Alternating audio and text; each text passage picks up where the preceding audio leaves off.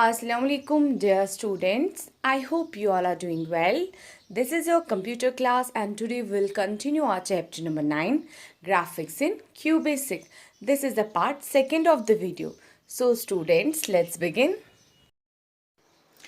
Graphics in QBasic. Line command. The line command is used to draw a line between 2 points. The points are defined in x, y format. The syntax of the line statement is as follows. Line x1, y1 to x2, y2, C, B, F, where x1, y1 is the address of the starting point of the line and x2, y2 is the address of the end point of the line. Remember that x1 and x2 are the column numbers, where y1 and y2 are the row numbers. C is the QBasic color code. If you do not mention any color code, then computer will take default color code here. And B stands for box. It is used to draw an empty rectangle with x1, y1 and x2, y2 as diagonally opposite corners of the rectangle. And BF means filled box. It is used to draw a filled rectangle with x1, y1 and x2, y2 as diagonally opposite corners of the rectangle.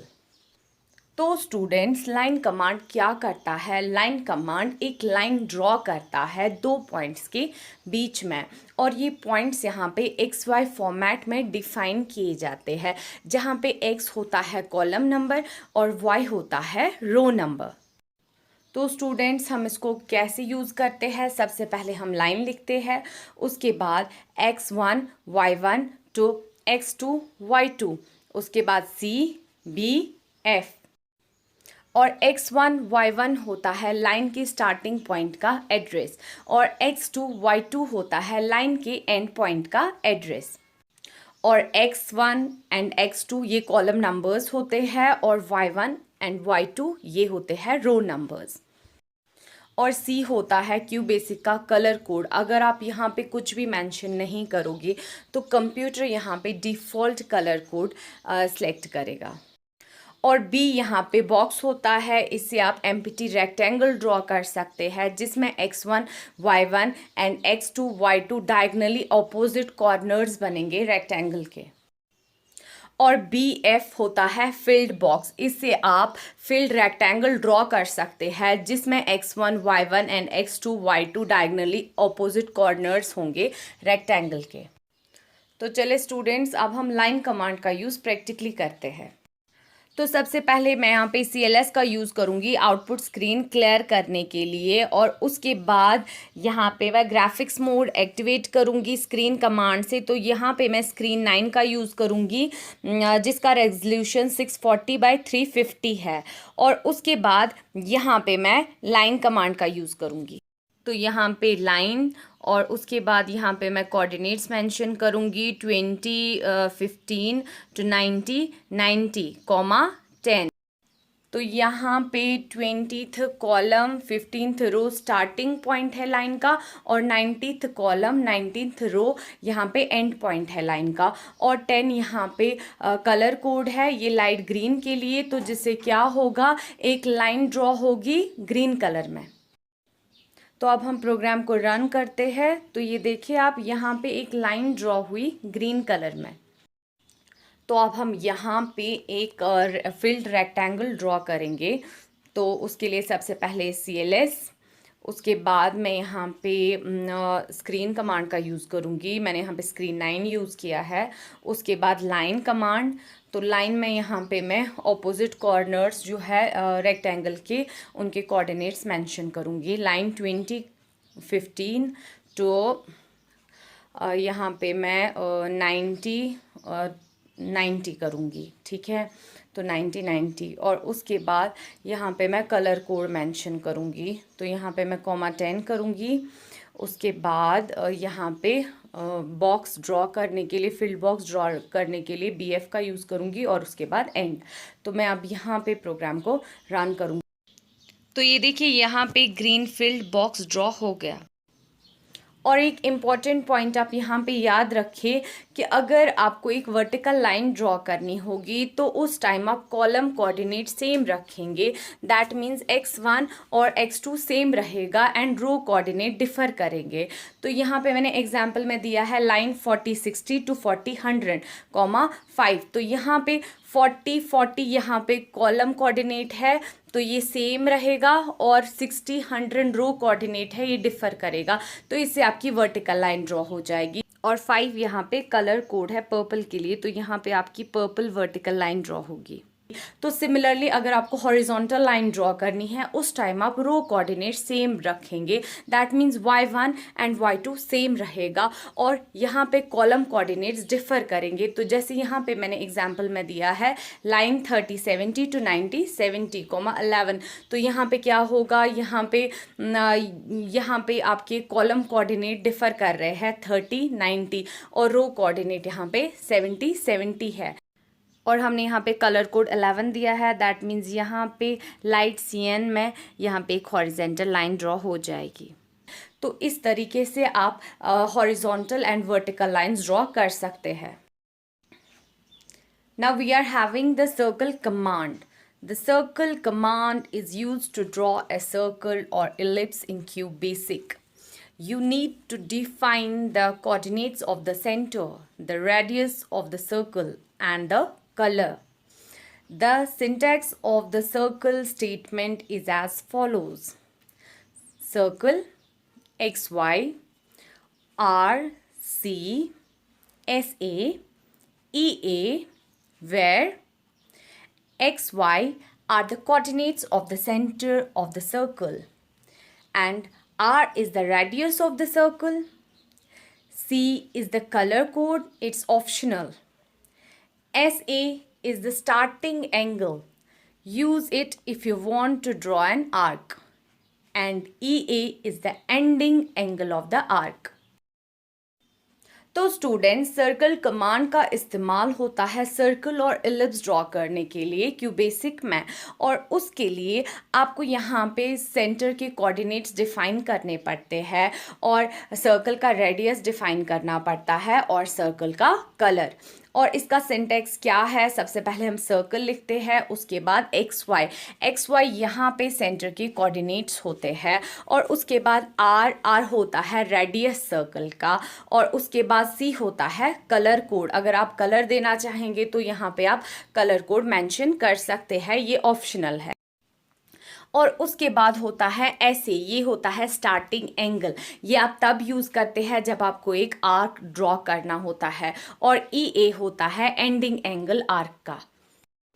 तो students यहाँ पे हम circle command को practically use करेंगे। तो सबसे पहले मैंने यहाँ पे स्क्रीन 12 दिया, उसके बाद CLS, उसके बाद सर्कल 320, यहाँ पे 240 और 115।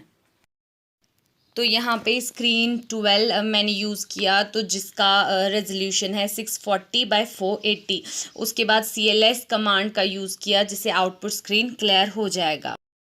तो उसके बाद मैंने सर्कल कमांड का यूज़ किया है, तो यहाँ पे मैंने सर्कल के कोऑर्डिनेट्स मेंशन किए 320 240। तो ये कंप्यूटर को बताएगा कि आपको कहाँ पे सर्कल ड्रॉ करना है, और उसके बाद सर्कल का रेडियस जो कि यहाँ पे 100 है, और फिर है 15 यहाँ पे कलर कोड है, तो जो लाइट वाइट के लिए है। तो यहाँ पे एक सर्कल ड्रॉ होगा 100 रेडियस का, और जिसकी जो आउटलाइन होगी वो लाइट वाइट कलर की होगी। तो अब हम प्रोग्राम को रन करेंगे, तो ये देखिए यहाँ पे सर्कल ड्रॉ हो गया। Now the next command is paint command. The paint command is used to fill an area with a specified color. The syntax of the paint command is as follows. Paint XY C, where XY are the coordinates which tell the computer about from where to start color fill. C is the color code. तो paint command का use किया जाता है किसी भी area को colour से fill करने के लिए या किसी भी फिगर को कलर करने के लिए हम पेंट कमांड का यूज़ करते हैं। तो इसका सिंटेक्स क्या है, हम इसे कैसे यूज़ करते हैं? सबसे पहले हम पेंट लिखते हैं, उसके बाद आते हैं कोऑर्डिनेट्स एक्स वाई जो कंप्यूटर को बताते हैं आपको कहाँ से कलर फिल करना है, और उसके बाद सी होता है कलर कोड। तो अब हम इस कमांड को प्रैक्टिकली करते हैं। हम एक सर्कल ड्रॉ करेंगे और उसमें पेंट कमांड से फिल कलर करेंगे। तो यहाँ पे हम सबसे पहले CLS यूज़ करेंगे आउटपुट स्क्रीन क्लियर करने के लिए। उसके बाद मैं यहाँ पे स्क्रीन 12 यूज़ करूँगी जिसका रेजोल्यूशन है 640x480।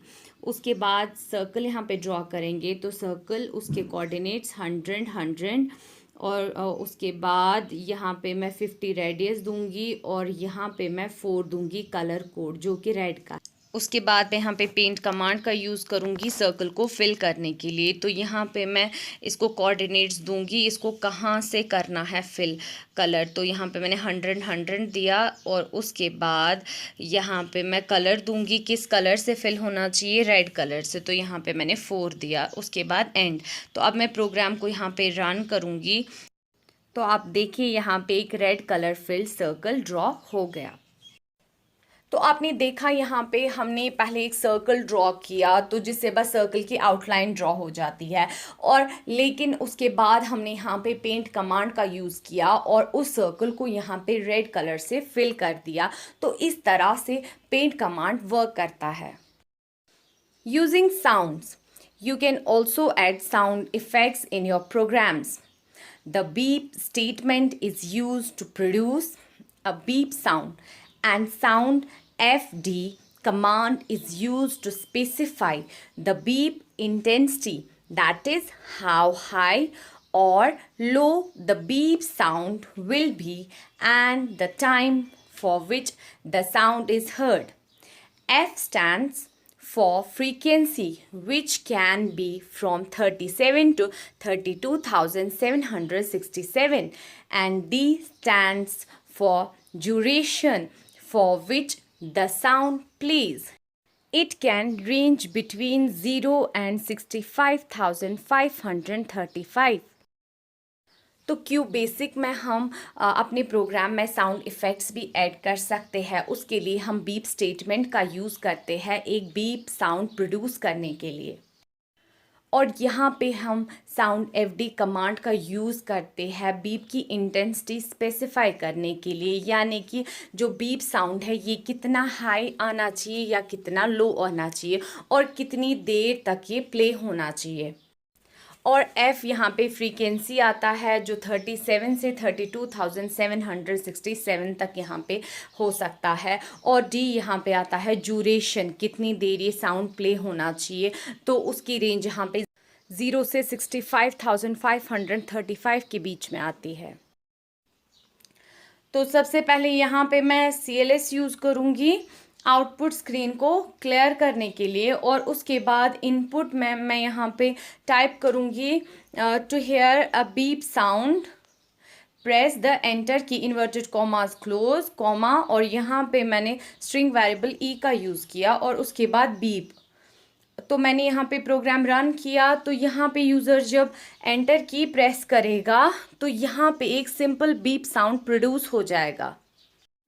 तो अब यहाँ पे हम साउंड कमांड का यूज़ करेंगे। सबसे पहले CLS, उसके बाद इनपुट, इन्वर्टेड कॉमास में to hear a different sound, press any key, inverted commas close, और यहाँ पे मैंने स्ट्रिंग वेरिएबल P का यूज़ किया। उसके बाद साउंड कमांड दी, उसके बाद इसकी फ्रीक्वेंसी 900 और टाइम ड्यूरेशन 10।